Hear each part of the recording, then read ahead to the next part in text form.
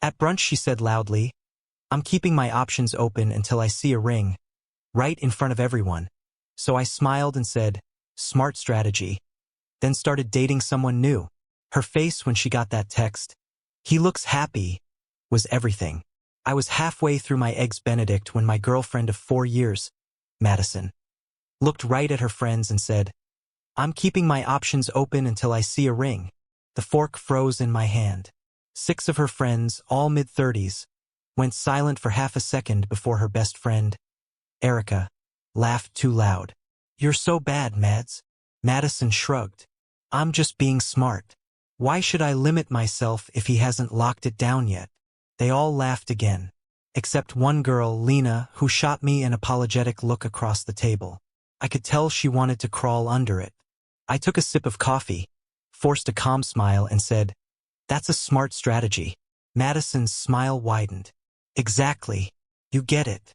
"Totally," I said, "because I think I'll keep my options open too." The table went dead quiet. Someone dropped a fork. Madison blinked. "What? You're keeping your options open?" I said, voice steady. "So am I." Her face drained of color. "That's not. I didn't mean." "Didn't mean what?" "You literally just told 6 people you're not exclusive until you see a ring." The tension was thick enough to choke on. Even the waiter stopped pouring water mid-glass. "Can we not do this here?" she whispered, still smiling that tight fake smile people use when they're dying inside. "Nothing to do," I said. "You made your position clear. I'm agreeing with it." I tossed a 50 on the table, stood up, and grabbed my jacket. "Where are you going?" she called. "Out," I said. "Got options to explore." Her friend stared as I walked out of that trendy Nashville brunch spot like my life had just cracked in half. By the time I hit the parking lot, my phone buzzed 12 times. Texts from Madison. "That was humiliating. You made me look stupid." "You know I didn't mean that literally." I ignored them. I wasn't sure if I was angry or just hollow. But one thing was clear. Something inside me had shifted permanently. By the time I pulled into my apartment garage, I deleted her contact. Then I re-downloaded every dating app I deleted for her. It wasn't about finding someone else. Not yet. It was about balance. If she could keep her options open, then so could I. But here's the thing, what started as petty revenge turned into something else entirely. Within 48 hours, Madison's best friend called me. Her sister showed up at my door, and someone from her job DM'd me a warning I didn't understand until it was too late. Because Madison wasn't just keeping her options open. She already had one open, and his name was Connor. Madison and I met at a friend's 4th of July barbecue in Nashville 4 years ago. She was loud, funny, and magnetic in that way that makes you forget your own name. I worked in IT, she was in marketing. She had that perfect blend of ambition and chaos that made me feel like I was constantly catching up to her energy. The first year was great. Weekend trips, late-night drives, and that kind of chemistry where you can't keep your hands off each other.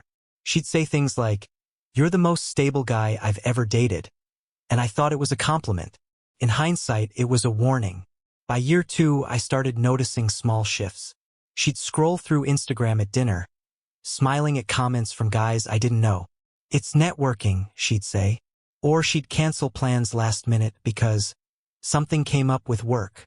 When I asked if everything was okay, she'd roll her eyes and say, "You're being paranoid." The fights weren't explosive. They were quiet, like slow poison. I didn't realize how much of myself I'd bent to keep her happy until that brunch. But looking back, there were signs, lots of them. Like the time I picked her up from a girls' night, and she came out of the bar with her phone upside down and her lipstick smudged. Or the time I found a receipt for 2 dinners at a rooftop restaurant we'd never been to. She said it was a work thing. I wanted to believe her, so I did. Madison was good at making me feel like the crazy one. Still, I loved her. Enough to think about proposing last Christmas. I even told my sister I was saving for a ring. Then came the first red flag I couldn't ignore. Erica, her best friend, slipped up one night at a party.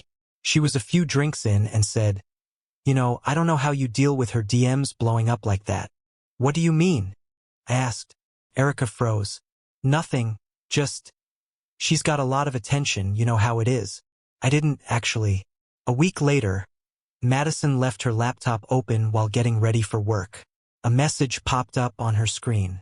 The preview said, "Last night was worth every risk." It was from a contact saved as Connor work event. When I asked her about it, she said it was a joke from a coworker. She even laughed while explaining, like it was ridiculous I'd think otherwise. But something in her eyes flickered. Guilt, fear, something. That's when I started paying attention. I noticed how often she'd be working late, how she'd turn her phone face down during dinner, how she'd suddenly shower as soon as she got home. I didn't confront her again. I just filed it away. So when she said at brunch in front of everyone that she was keeping her options open, something in me finally snapped. I wasn't angry that she said it. I was angry because I already knew it was true. And when I decided to open my options, I didn't just mean dating apps. I meant opening my eyes to what she'd really been doing behind my back. Because that text from her coworker Connor, that was just the first clue. The second clue came 3 days later, when Connor's girlfriend messaged me out of nowhere. 3 days after the brunch blow-up, I got a DM from a woman named Hannah. Her profile picture was a blonde woman with a baby on her hip. The message was short. "Hey, are you dating Madison Lane?" I stared at it for a minute before typing back, "Yeah, why?" Her reply came fast. "Then you should probably see this." She sent a screenshot. It was a selfie, Madison and a guy I recognized instantly. Connor, her work event buddy. Madison was kissing his cheek.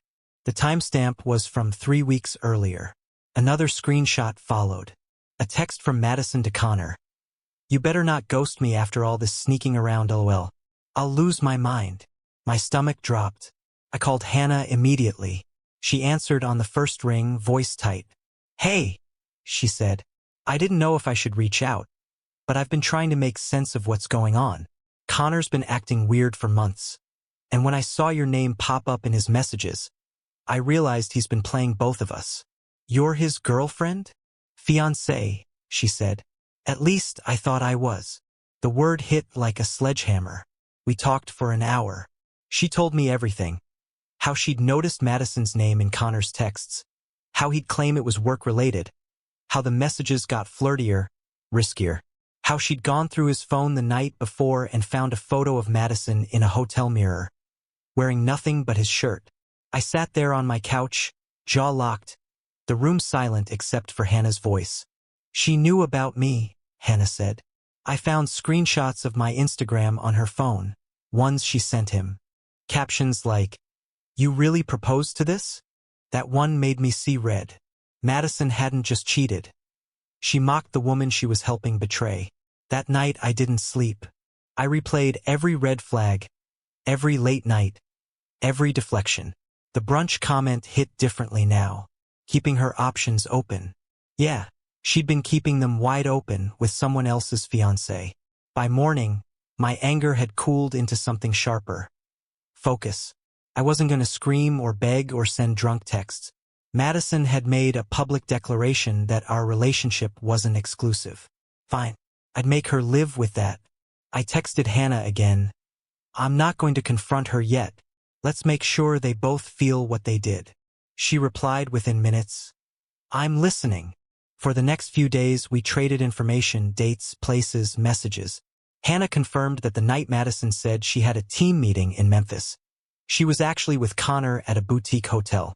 I still had the Uber receipt she'd sent me to prove she was staying downtown. The timestamps matched perfectly. It was surreal. 4 years of my life had been reduced to screenshots and lies. By Friday, I had enough evidence to crush her if I wanted to. But I didn't want a screaming match or some pathetic tearful apology. I wanted Madison to reveal herself to everyone. So I made a plan. I invited Madison to dinner the following Wednesday. Told her I wanted to talk things out. She said, "Finally." With this fake relief, probably thinking I was about to grovel. Meanwhile, Hannah would be meeting Connor at the same restaurant. 10 minutes later. Different tables. Same night. What Madison didn't know was that I'd reserved the table right next to theirs. And by the time dessert hit the table, she'd be sitting face to face with her own option. Wednesday night, I got to the restaurant early. It was one of those quiet upscale places with soft lighting and white tablecloths, the kind that makes betrayal feel civilized. Madison showed up 10 minutes late, like always. Black dress, perfect hair, fake smile. "Hey," she said, leaning in for a kiss. I turned my head slightly so she caught my cheek instead. Her smile flickered. We ordered wine. She talked first, trying to control the narrative.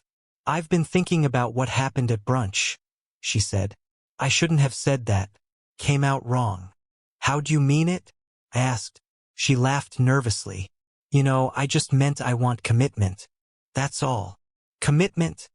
I repeated, tasting the word like poison. She nodded. "I want to move forward, but I need to know you're serious about us. I've just been scared you weren't." Her tone was gentle, practiced. I almost admired how effortlessly she could manipulate a conversation. I let her talk, all while checking the time. 7:38 p.m. Any minute now.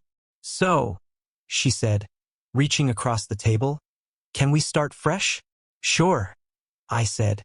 In fact, I invited someone else to join us. A surprise. Madison frowned. "Who?" Before I could answer, the hostess appeared. "Table for two? Connor and Hannah." I looked right at Madison. "Them." Connor froze when he saw me. Hannah walked in behind him, face calm but eyes cold.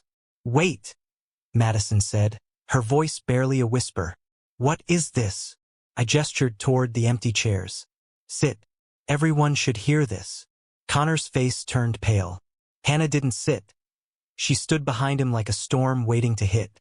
"I think introductions are in order," I said. "Madison, this is Hannah, Connor's fiancée.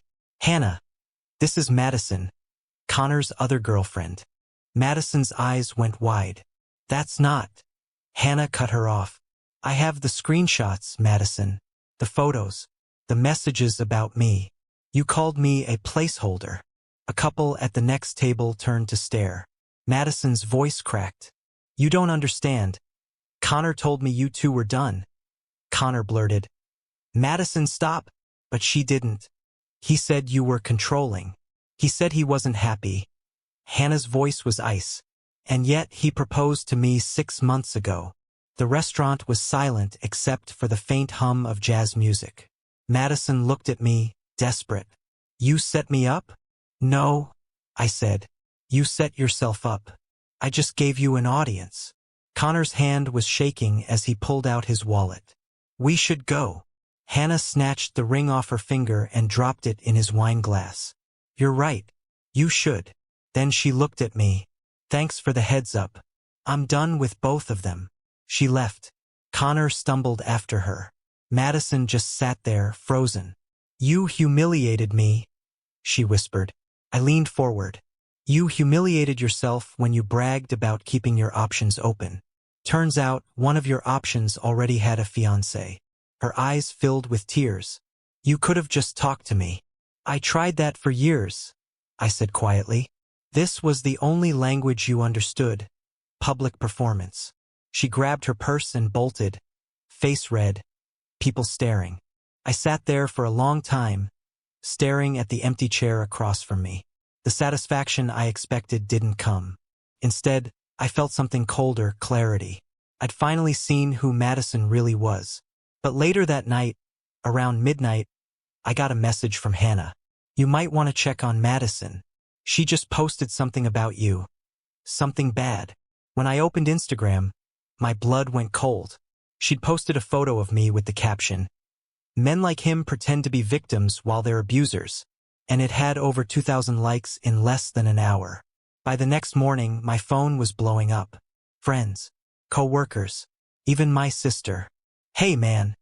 One text said, "Everything okay? Madison posted some serious stuff about you." I logged into Instagram and saw it had gotten worse overnight. Madison had posted a carousel of photos. Me asleep on her couch, me cooking, random screenshots of our texts. But each caption twisted the story. "This man gaslit me for years. Emotional abuse is still abuse. Sometimes the quiet ones are the worst ones." She'd even tagged me. I wasn't just humiliated now. I was being accused.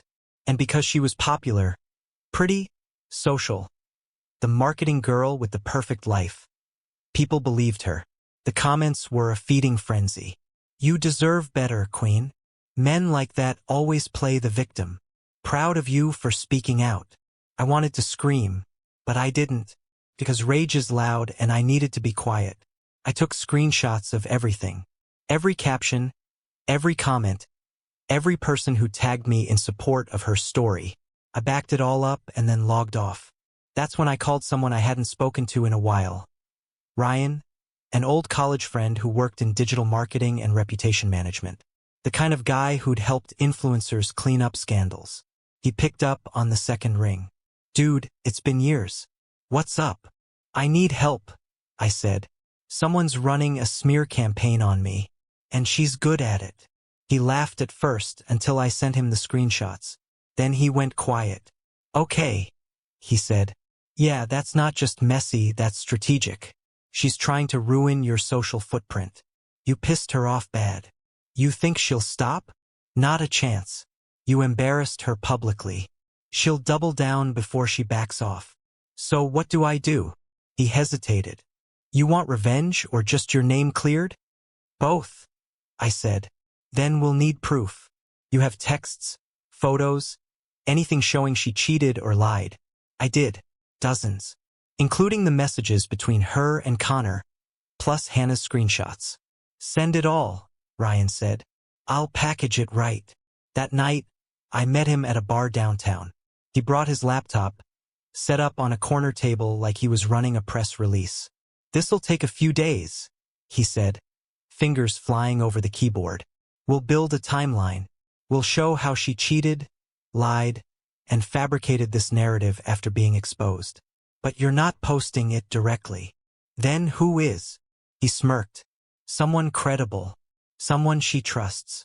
And that's when the plan clicked. Lena, the one friend from Brunch who'd looked uncomfortable when Madison made that keeping my options open speech. She'd texted me a few days after everything blew up, saying, for what it's worth, I think what she did was messed up. If anyone could quietly leak the truth from the inside, it was her. So I texted Lena, hey, can we talk? I'm not trying to drag anyone. I just need you to see something. She agreed to meet. We sat in my car outside her office, and I showed her everything. Madison's texts, the hotel receipts, the screenshots of her post accusing me. Lena's face went pale. Oh my God, she's completely twisting it.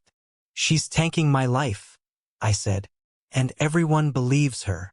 Lena bit her lip, thinking, she's not going to stop unless someone stops her. That's what I was hoping you'd say. She looked up at me, eyes sharp now. What do you need me to do? And that's how the retaliation started, not with shouting or threats, but with a quiet alliance. By the weekend, Lena had slipped me the group chat screenshots. Madison talking about me, bragging about how everyone believes her story, and even planning to get me blacklisted from my own company's PR team. She had no idea her own friend had switched sides. And while she was busy playing the victim online, I was getting ready to flip her entire narrative back on her. Because the internet can destroy reputations, but it can also expose liars. And when mine dropped, no one saw it coming. By Sunday, Ryan had finished assembling what he called the payload. It was a 3-minute video with receipts, timestamps, and screenshots, each one methodically ordered. It showed Madison's texts to Connor, his replies, her DMs mocking Hannah, and then her public posts accusing me of being abusive. Ryan's narration tied it together. Calm, factual, unemotional. This is how a false narrative spreads online, he said. Here are the receipts. The plan was simple. Lena would leak it anonymously to a small gossip page that specialized in relationship exposés. Ryan said that was safer than me posting it myself. Once it hits that feed, he said, it'll do what it does. But before I gave the final green light, something weird happened. Lena texted me late Sunday night. You should see this before we post anything. Then she sent a screenshot from a different group chat. The chat wasn't between Madison and her Brunch crew. It was between Madison and Connor. And in it, She'd sent him a picture of a pregnancy test. 2 pink lines. My chest went tight. The timestamp was from the day after the dinner, less than 24 hours after I'd exposed them both in public. Connor's reply was panicked. You're sure it's mine? Madison. Who else would it be? Connor. Don't do anything yet. I need to think. Madison. You better. Because I'll ruin both of you if you leave me hanging. I stared at the messages for a long time. My first thought wasn't pity, it was disbelief. Because if she really was pregnant, there was no way to know if it was Connor's or mine. My hands were shaking as I called Lena. Where did you get this? She sounded nervous. She sent it to Erica, bragging that she had leverage now. Said she could fix everything if things went her way. Leverage, I repeated. Yeah, Lena said quietly. She told Erica she could use it to make you look even worse.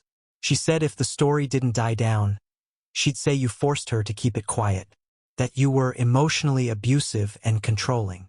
That's when it hit me. Madison wasn't spiraling. She was strategizing. The false abuse posts weren't rage. They were groundwork. And if she wasn't pregnant, then the test was just another prop in her next act. Ryan called 10 minutes later after Lena forwarded the chat. We can't post now, he said immediately. If we drop this while she's claiming pregnancy, the internet'll crucify you. You'll look like the monster. So what do I do? Wait, she's bluffing. If she's lying, she'll trip. If she's not, you'll know soon enough. The next day, Madison texted me for the first time in weeks. We need to talk. Urgent. I didn't reply. Then came another. You'll regret ignoring me. By Tuesday, the gossip page had picked up her abuse story. Someone, probably her, had emailed them fake screenshots. Comments were vicious again. And then, as fast as it started, it stopped. Thursday morning, every post of hers vanished. Her profile picture went black. No stories. No captions. Nothing. Then I got a call from an unknown number. It was Hannah. She lied, Hannah said immediately. About everything. She wasn't pregnant. The test wasn't even hers. She took it from one of her coworkers who actually was pregnant. My throat went dry. How do you know? She texted Connor last night after he threatened to go to HR about her showing up at his job. She admitted it. Said she just wanted him to feel what she felt. He sent me the messages. I sat there in silence, trying to process the depth of it. Madison had built an entire public campaign, accused me of emotional abuse, and faked a pregnancy, all to keep control of a story she'd already lost. She's unraveling, Hannah said, and she's saying you're the one who ruined her life. Maybe I had, but I wasn't done, because while Madison was deleting her lies, Ryan and I were getting ready to upload something she couldn't erase. Proof. All of it. And this time, we weren't dropping it on a gossip page. We were sending it straight to her company's HR department. The video wasn't what broke her. The truth did. Ryan sent the package to Madison's company HR Friday morning. Timestamp texts, screenshots, her posts accusing me of abuse, plus the proof of the affair with Connor, who worked in the same damn building. He even attached her fake pregnancy chat thread, labeled clearly, potential fraudulent claim affecting workplace environment. By noon, she'd been placed on leave. By 3 p.m., I got a call from Lena. They escorted her out, she said, voice small. Security and everything. She was screaming that you set her up, but I couldn't celebrate. Something about the whole thing felt unfinished, like I'd only seen the surface of something rotten. That night, my phone rang again. It was Hannah. You should know something, she said. Connor told me a story today that made my skin crawl. I sat up. About what? Madison, she said. About what she's done before. Turns out, Connor wasn't Madison's first option. He was just the latest in a line. Before me, there'd been another boyfriend, a guy named Jason. They dated for about a year. He was a nurse, kind of quiet, apparently head over heels for her. Then one day, she told everyone he'd cheated on her and been emotionally abusive. She made long Facebook posts, tagged him, even got his job in trouble because she claimed he'd been stalking her after they broke up. He lost his position. His family stopped talking to him for a while. But Connor said Jason had reached out after seeing Madison's abuse post about me. Told him everything. Showed proof. Screenshots, timestamps, police reports. She had been the one stalking him. When he tried to move on, she'd shown up at his new girlfriend's workplace, pretending to be a victim trying to warn her. Connor said Jason eventually moved to Colorado just to get away. And it all sounded so familiar I felt my stomach turn. The brunch comment, the manipulation, the smear campaign, it wasn't a first offense. It was a pattern. Madison didn't cheat because she was confused. She didn't lie because she panicked. She did it because she enjoyed control. Because watching people unravel around her made her feel powerful. Connor told Hannah something that stuck with me. She told me once, during a fight, that love is just leverage. Whoever cares less wins. That was her truth. That was her entire worldview. When I confronted her at brunch, when I took my power back, she lost control of the game, and that's why she went nuclear. She wasn't heartbroken. She was furious that I refused to play anymore. Later that weekend, Lena forwarded one last message Madison sent to her before HR confiscated her phone. It said, "He thinks he won. He doesn't get that I always come back. I always rebuild. People forget. They always forget. But not this time, because HR didn't just fire her. They flagged her to corporate compliance for falsifying claims that impacted another employee. And since she'd posted about me publicly under her real name, they cited conduct damaging to company reputation. Her online accounts vanished soon after. For weeks, I wondered if I should feel bad. I didn't. The truth is, Madison had destroyed people long before me. I was just the first one who didn't fold. And I wasn't finished yet, because there was one last move she never saw coming. One that made sure she'd never pull this on anyone else again. The Monday after she got fired, I woke up to a quiet that felt unnatural. No notifications, no messages, no whispers about new posts or rumors. Just silence. After months of chaos, it almost felt wrong. But I wasn't done. Ryan and I agreed that as long as Madison could disappear quietly, she'd just move somewhere new and start again. Like she did with Jason. Like she almost did with me. So I decided to end that pattern. The goal wasn't to destroy her. It was to make sure no one else ever ended up blindsided by her lies. Lena was the one who made it possible. She still had access to the brunch group chat. I gave her permission to share everything. The proof, the fake pregnancy, the way Madison had tried to smear me after getting caught. She dropped it all into the group on a random Wednesday afternoon with a simple message. You all should see what's actually been going on. He didn't ruin her life. She ruined her own. Within minutes, phones started buzzing. Screenshots flew around faster than wildfire. By sunset, every one of Madison's friends had seen the evidence. Even Erica, the same woman who'd laughed at brunch and defended Madison for weeks, texted me later that night. I can't believe it. We all defended her. I'm so sorry. Word spread fast. A few of Madison's old co-workers commented under her now empty Instagram, calling her out. A small gossip blog even posted a follow-up piece titled, "The Truth Behind the Madison Lane Scandal." No lies this time, just receipts. She couldn't rebuild her story because it wasn't hers anymore. It was everyone's. 2 weeks later, I got an email from her personal address. One line only, "You destroyed me." I didn't reply, because she'd destroyed herself the second she decided to turn love into a game. Months passed. I met someone new, a woman named Claire. She was calm where Madison was chaos, honest where Madison was strategy. We took things slow. She knew about the whole story. I didn't hide it. And she told me something one night that stuck. You can't heal from someone who treated love like a transaction by pretending it was ever real. She was right. By spring, word got around that Madison had moved to Atlanta. No job in marketing, no big social circle, just gone. People said she was working retail and living with an aunt. I didn't celebrate. I didn't pity her either. I just didn't care anymore. When my sister asked if I'd ever forgive her, I said, "There's nothing to forgive. She showed me who she is." I just believed her. And that was the truth. For a long time, I thought revenge meant burning someone down.